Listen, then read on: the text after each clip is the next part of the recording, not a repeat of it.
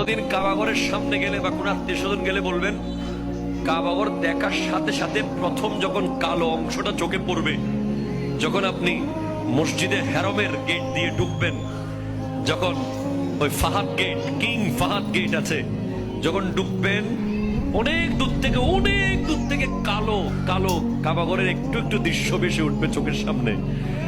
তখন দোয়াটা করবেন, কি দোয়া করবেন কয়টা? যখন কয়টা? একটা দোয়াই কবুল হবে দেখার সাথে সাথে।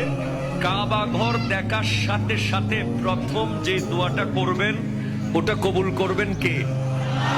এখন শিখে নেন, অনেক মানুষ জানেন না হিকমত।